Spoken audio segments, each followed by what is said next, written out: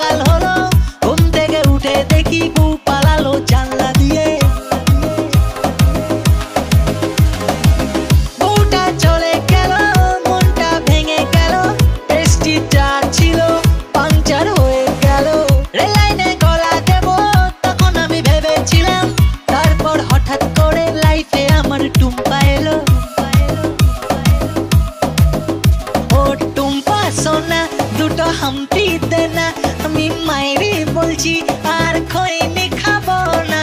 চাঁদনি রাতে আমি টুম্পার সাথে যাবো ডিনার ডেটে। কোচ মামা